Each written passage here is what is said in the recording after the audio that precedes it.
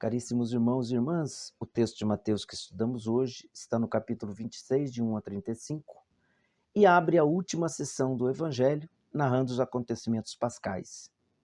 Terminado, portanto, o último dos 5 discursos de Mateus, abre-se a narrativa da paixão, em que Jesus, com plena consciência, assume sua entrega, conforme predita pelo profeta Isaías, capítulo 53, versículo 12. Sua morte é decidida pelos príncipes dos sacerdotes, que formam a parte ativa do sinédrio. Eles dirigem o povo, enquanto os anciãos compunham o que chamamos a parte dos leigos.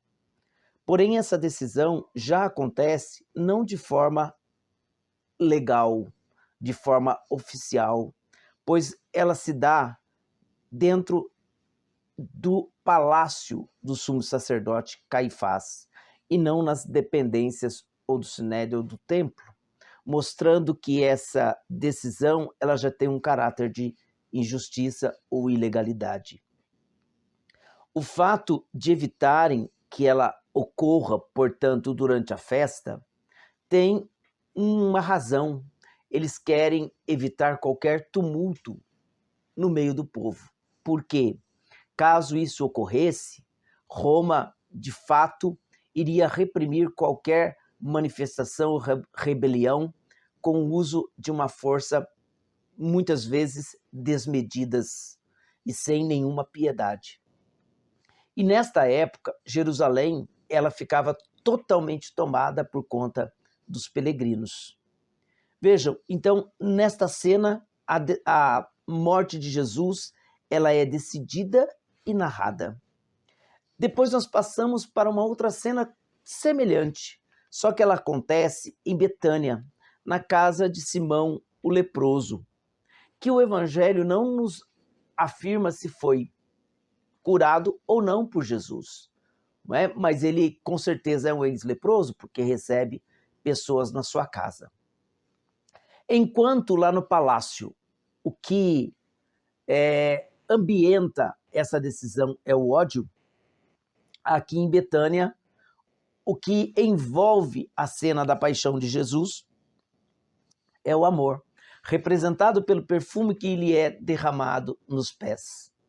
E veja, então, enquanto lá o ódio é que determina, aqui o amor é que recebe, acolhe essa morte de Jesus como uma doação amorosa pelos seus. Portanto, representa a entrega de um amor sem medida, simbolizada, como dissemos, nesse perfume derramado sem medida, sem mesquinhez. E depois nós percebemos a oposição dos discípulos diante da cena, que representa aqui também a limitação em entender ou em alcançar o significado dessa entrega antecipada de Jesus, que vai ser melhor relatada ou pormenorizadamente relatada no Evangelho de São João. Como ponto de ligação entre uma cena e outra, nós temos a traição de Judas.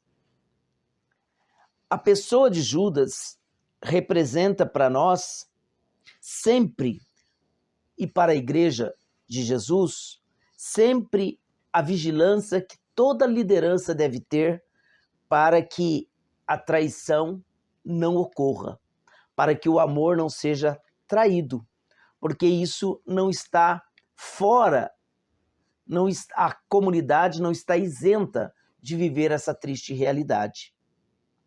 As 30 moedas de prata faz menção à expressão de Zacarias 11:12. E também, de acordo com o Êxodo 21:32, indica o preço a ser pago por um escravo. Isso nos leva a entender que Cristo assume o nosso lugar de escravos pelo pecado para nos dar a salvação e a libertação de toda a humanidade. A partir daí, temos então a preparação da Páscoa, que começa com o dia dos pães ázimos, conforme relatado no livro do Êxodo, capítulo 12, versículo 15 a 20. Dando início a esses preparativos, com a imolação do cordeiro no templo, de acordo com a lei, além da purificação ritual, do pão ázimo, dos legumes especiais, do vinagre chamado arocê, e 5 tipos de ervas amargas que vão representar a aflição do Egito, vinho tinto, as lâmpadas para uma prolongada vigília. Todo esse cenário compõe a paixão do Senhor de acordo com a lei. Portanto, Jesus, ele cumpre exatamente tudo o que é prescrito pela lei, mas traz uma novidade. Jesus ali, ele introduz o acontecimento salvífico através da instituição da Eucaristia. Portanto, ele antecipa a entrega e traz para este acontecimento o que a lei não poderia comunicar, ou seja, a graça da salvação definitiva. Os elementos presentes são agora assumidos na nova e eterna aliança, no corpo e sangue de Cristo, no ato presente, que também tem valor de futuro. O cálice e o pão doados serão depois derramados na cruz. E também, quando diz que não se tomará senão quando vier o reino, aqui Mateus nos dá também a dimensão escatológica do sacrifício de Cristo. Nesta aliança, nada escapa à sua consumação, inclusive a solidão, que na cruz representa o mais cruel pena do pecado, o abandono do pastor, do mestre, como fora o exílio babilônico relatado pelo abandono do rei Ezequias, conforme Zacarias 13, versículo 7.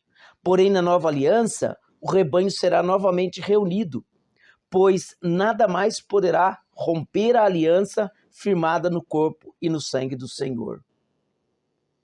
Mas esta realidade, ela também comporta fragilidades.